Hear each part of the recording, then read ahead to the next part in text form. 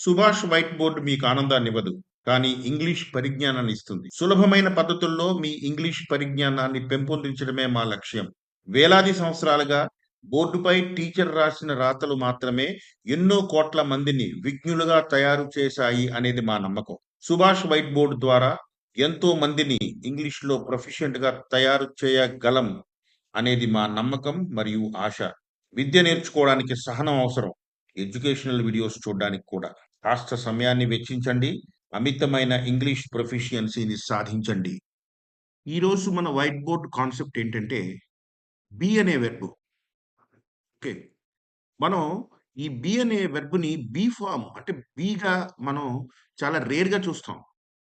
కానీ యాక్చువల్‌గా ఇంగ్లీష్‌లో అన్ని సెంటెన్స్‌లని మానిటర్ చేస్తున్నది బీ అనే వెర్బ్ అనమాట. ఎందుకంటే చాలా మందికి బీ ఫార్మ్స్ తెలియకపోవచ్చు. బీ మనకి రేర్‌గా కనబడతది.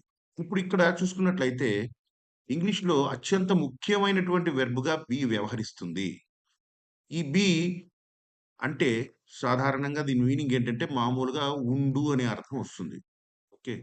బీ మీన్స్ ఉండు. ఏదైనా ఉండు. ఉన్నది, ఉన్నాడు, ఉన్నారు, ఉండేది, ఉంటాది అనే ఫార్మ్స్‌లో మనం బీని వాడతాం అన్నమాట. ఓకే. ఈ బీ ఎలా యాక్ట్ చేస్తదనేది ఒక్కసారి చూద్దాం. చాలా సమయాల్లో మనకి బీని మనం హెల్పింగ్ వెర్బ్‌గా చూస్తాం. ఎందుకంటే మనకి కంటిన్యూయస్ టెన్సెస్ కన్‌స్ట్రక్షన్‌లో గాని, లేదా పర్ఫెక్ట్ కంటిన్యూయస్ టెన్సెస్ కన్‌స్ట్రక్షన్‌లో కానీ, బీ అనేది చాలా క్లియర్‌గా చాలా మెయిన్ రోల్ పాటిస్తది. ఇప్పుడు ఈ రోజు కాన్సెప్ట్ ఏంటంటే, బీ ఒక్కొక్కసారి చాలా సార్లు మనకేమవుద్దంటే, ప్రిన్సిపల్ వెర్బ్‌గా కూడా వ్యవహరిస్తాది. అంటే మెయిన్ వెర్బ్. ప్రిన్సిపల్ వెర్బ్ అంటే ఏంటి? మెయిన్ వెర్బ్‌గా కూడా వ్యవహరిస్తాది. అంటే బీ 2 రకాలుగా వ్యవహరిస్తాది. హెల్పింగ్ వెర్బ్‌గా వ్యవహరించినప్పుడు ప్రిన్సిపల్ వెర్బ్‌తో పాటుగా సెంటెన్స్‌లో మనకు కనపడతది. ఎగ్జాంపుల్ తీసుకున్నట్లయితే చూడండి. ఐ యామ్ రీడింగ్ అన్నాననుకోండి. అందులో యామ్ ఏంటంటే ఈ బీ అనమాట. అదేమవుతుంది ప్రిన్సిపల్ వెర్బ్‌కి కంటిన్యూయస్ టెన్స్‌ని తయారు చేయడంలో సహాయం చేసిందక్కడ. అలా కాకుండా ఒక్కొక్కసారి బీ డైరెక్ట్‌గా ప్రిన్సిపల్ వెర్బ్‌గా వ్యవహరిస్తది. ఎలా వ్యవహరిస్తది సపోజ్ సెంటెన్స్ ఏంటంటే, ఐ యామ్ ఏ డాక్టర్ అని అన్నాననుకోండి. సపోజ్ ఇలాగ అన్నాను. ఐ యామ్ ఏ డాక్టర్ అన్నాననుకోండి. ఐ యామ్ ఏ డాక్టర్ అన్నప్పుడు చూడండి ఇందులో యామ్ ఒక్కటే వచ్చింది వెర్బ్. అంటే ప్రిన్సిపల్ వెర్బ్ మరొకటి లేదు. ఇదే ఇక్కడ మెయిన్ వెర్బ్. ఇలా మెయిన్ వెర్బ్‌గా వ్యవహరించి కూడా సెంటెన్స్‌లని కన్‌స్ట్రక్ట్ చేస్తాది బి. ఆ విషయాన్నే ఈరోజు చాలా క్లియర్‌గా మనం తెలుసుకుందాం. ఒకసారి బి తాలూకా ఫార్మ్స్ ఏంటో చూద్దాం. ఇక్కడ చూడండి. ఇక్కడ బి ఈ బి క్రింద మనం యామ్, ఈజ్, ఆర్ అని రాసాం. అంటే బి సాధారణంగా యామ్ రూపంలో గాని, ఈజ్ రూపంలో గాని, ఆర్ రూపంలో గాని వ్యవహరిస్తది.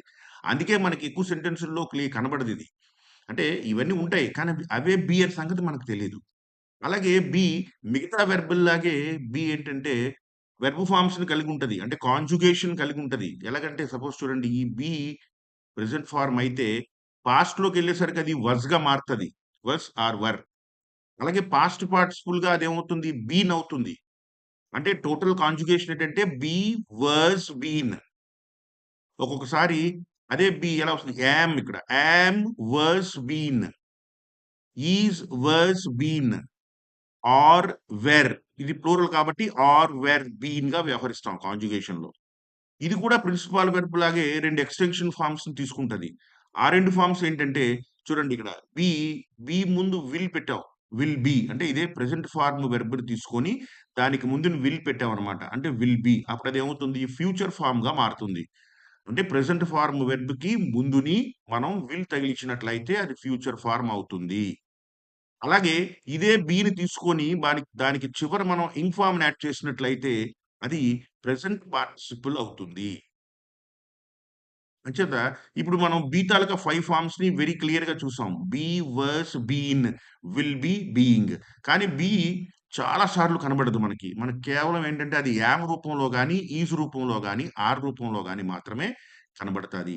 ఈ బీ తాలూకా మీనింగ్ కూడా తెలుసుకున్నాం. తెలుగులో అయితే ఉండు. యాక్చువల్‌గా అయితే బీని మనం దేనికి వాడతామంటే ఒక స్టేట్ ఆఫ్ బీయింగ్ అంటే ఒక స్థితి లేదా ఒక క్వాలిటీ, ఒక నాణ్యత. ఒక ఎగ్జిస్టెన్స్. ఎగ్జిస్టెన్స్ అన్నా కూడా ఒక స్థితి కింద ఒక ప్లేస్‌మెంట్ అని అర్థం. అలాగే ఒక లొకేషన్. లేదా ఐడెంటిటీస్ లేపోతే కంపారిజన్ ఇలాంటి విషయాల్ని మనం తెలియజేయడం కోసం మనం ఏం చేస్తామంటే బీని డైరెక్ట్‌గా ప్రిన్సిపాల్ వెర్బ్‌గా అంటే డైరెక్ట్‌గా మెయిన్ వెర్బ్‌గా వాడుతాం మనం సెంటెన్స్‌ల్లో. ఇప్పుడు ఎగ్జాంపుల్ ద్వారా చూద్దాం. ఈ బీ 3 రకాలుగా ఉంటది. ఒకటేంటంటే చూడండి ఇక్కడ ఇదనమాట. ఇగో కింద ఇక్కడున్న సెంటెన్స్‌లు చూడొచ్చు మనం ఇలాగా. ఏంటి ఆ సెంటెన్స్‌లు చూడండి ఇక్కడ. Delhi is the capital of India. Delhi is ఇక్కడ వెర్బ్ కేవలం ఈజ్ మాత్రమే. అంటే ఈజ్ ఉందంటే అక్కడ ఏమున్నట్టు? బీ ఉన్నట్టు. చూడండి ఇక్కడ దీని ప్రకారం మనకి ఏంటి? బీ ఉన్నట్టనమాట. ఢిల్లీ ఈజ్ ఢిల్లీ సింగులర్ కాబట్టి బీలో ఉండి ఈజ్ వచ్చింది. Delhi is the capital of India. Okay. అంటే ఢిల్లీ భారతదేశానికి రాజధాని అయి ఉంది. ఇగో ఇక్కడ ఉండు అనే అర్థం నేను తీసుకున్నానిక్కడ. ఢిల్లీ భారతదేశానికి రాజధాని అయి ఉంది. అలాగే Raju is a doctor. Raju doctor అయి ఉన్నాడు. అంటే రాజు ఒక డాక్టర్. రాజు ఒక డాక్టర్ అన్నమాట. అది అతని తాలూకా ఐడెంటిటీని తెలియజేస్తుంది. రాజు ఈజ్ ఎ డాక్టర్ అన్నమాట. దే ఆర్ స్టూడెంట్స్ చూడండి ఇక్కడ. దే వచ్చినప్పుడు ఆర్ వచ్చింది. ఇక్కడ బి అంటే am, is, are. Be means am, is, are. ఇక్కడ చూడండి. దే ఆర్ స్టూడెంట్స్ అంటే వారు విద్యార్థులు అయి ఉన్నారు. I am a teacher. నేనొక ఉపాధ్యాయుడినై ఉన్నాను. This is our college. ఇది మన కాలేజ్. దీని తాలూకా ఇదేంటి మన తాలూకా దీని తాలూకా ఎగ్జిస్టెన్స్ తెలియజేస్తున్నాం. This is our college. Cow is a useful animal. అంటే ఆవు చాలా ఉపయోగకరమైనటువంటి జంతువు. Gitanjali is a famous book. అంటే గీతాంజలి ఒక ఫేమస్ బుక్ అయి ఉన్నది. ఇవన్నీ కూడా మనం ప్రెజెంట్ టెన్స్ లో ఉన్నాయి ఇప్పుడు మనం. అంటే ప్రెజెంట్ స్టేట్ ఆఫ్ బీయింగ్ ని, ప్రెజెంట్ ఎగ్జిస్టెన్స్ ని తెలియజేస్తున్నాయి ఈ సెంటెన్స్‌లు. అలాగే ఇక్కడ చూడండి. ఈ క్రిందని మనం ఇక్కడి నుంచి ఇలా క్రిందకొచ్చినట్లయితే ఇది పాస్ట్. అంటే ఈ బి ఏమవుతది పాస్ట్‌లోకెళ్ళేసరికి వజ్ కానీ, వర్ కానీ అవుతది. మరి అలా అయినప్పుడు అవి పాస్ట్ ఎగ్జిస్టెన్స్‌ని తెలియచేస్తాయి. పాస్ట్ ఎగ్జిస్టెన్స్‌ని తెలియచేస్తాయి. ఎలాగో చూద్దాం చూడండి. Shivaji was a great ruler. Shivaji is అనకూడదు. ఎందుకు శివాజీ ఇప్పుడు లేడు కాబట్టి, గతంలో అతను ఒక గొప్ప పాలకుడు భారతదేశంలో. కాబట్టి ఈజ్ బదులుగా మనం ఏం వాడాం? వాస్ వాడాం. ఎందుకంటే ఇది పాస్ట్ ఎగ్జిస్టెన్స్ కాబట్టి. అలాగే my grand father was a doctor. మా తాతగారు ఒక డాక్టర్. అంటే అర్థం ఏంటి ఇక్కడ? ఇక్కడ వాస్ ఎందుకు వాడాం? అంటే ఇప్పుడు మీరు మా తాతగారు లేరు, ఉన్నా వైద్యుడు కాకపోవచ్చు. ఓల్డ్ అయిపోయి ఉండొచ్చు. కాబట్టి మా తాతగారు ఒకప్పుడు గొప్ప వైద్యుడై ఉన్నాడు అని చెప్పడం అన్నమాట. అలాగే 'Ravi Varma was a great artist.' Ravi Varma taluka existence చెప్తున్నాం మనం. ఒక గొప్ప ఆర్టిస్ట్ 'రవివర్మ' అనేవాడు ఒక గొప్ప ఆర్టిస్ట్ అని చెప్తున్నాం. కానీ ఇప్పుడు అతను లేడు కాబట్టి వాస్ వాడాం. The box was on the table. ఆ బాక్స్ టేబుల్ మీద ఉండేది. అంటే ఇప్పుడు కాదు. ఇప్పుడు లేదు. ఇప్పుడుంటే మళ్ళీ ఈజ్ అనే వాడాలి ఇక్కడ. ఒకప్పుడు ఈ బాక్స్ ఎక్కడుండేది? టేబుల్ మీద ఉండేది. The weather was perfect yesterday. నిన్న వెదర్ చాలా బాగా ఉంది. వెదర్ వాస్ ఇక్కడ. ఇది వాస్ అన్నమాట. Okay. The weather was perfect yesterday. నిన్న కాబట్టి వాస్ వాడాం. అలాగే మై కీస్ వేర్. ఎందుకు వాడాం? కీస్ ప్లూరల్ కాబట్టి వర్ వాడాం. My keys were in his bag. అతని బ్యాగ్‌లో ఉండిపోయాయి. అంటే నిన్నో ఎప్పుడో జరిగింది. ముందు పాస్ట్‌లో అన్నమాట. నా కీస్ అతని బ్యాగ్‌లో ఉండిపోయాయి అని చెప్పడం అన్నమాట. అలాగే they were happy to see me. వాళ్ళు నన్ను చూసి చాలా సంతోషించారు. ఎప్పుడు? పాస్ట్‌లో. గతంలో వాళ్ళు సంతోషించారని చెప్పడానికి ఇలా వాడతాం అన్నమాట. ఇదంతా కూడా ప్రెజెంట్ అయితే ఇగో చూడు ఇది ప్రెజెంట్ అయితే ఇవన్నీ ప్రెజెంట్ టెన్స్ అంటే ప్రస్తుత ఎగ్జిస్టెన్స్‌లు, ప్రస్తుత ఐడెంటిటీస్, ప్రస్తుత స్టేట్ ఆఫ్ బీయింగ్ చెప్తే ఇది అవన్నీ కూడా ఎందులో చూపిస్తది మనకి పాస్ట్‌లో చూపిస్తది. ఇవన్నీ కూడా పాస్ట్ అన్నమాట. ఓకే. మనం ఫ్యూచర్ అంటే future state of being తెలుసుకోవాలనుకోండి.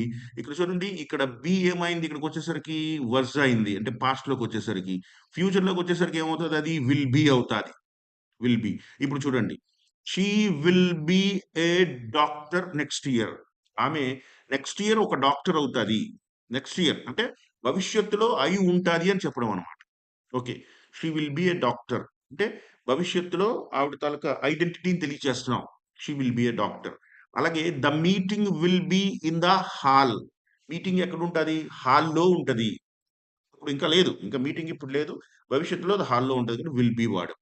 The dinner will be ready at 7 PM. 7 గంటలకల్లా డిన్నర్ రెడీ చేయబడి ఉంటది. ఇంకా భవిష్యత్తులో. ఇంకా లేదు ఇప్పుడు present. Next she will be happy to meet me. ఆమె నన్ను చూసి చాలా సంతోషిస్తాది. సంతోషంగా ఉంటాది. ఓకే. తర్వాత weather will be sunny tomorrow. రేపు వెదరు సన్నీగా అంటే ఎండ కాసి ఉండొచ్చు చెప్పడం అన్నమాట.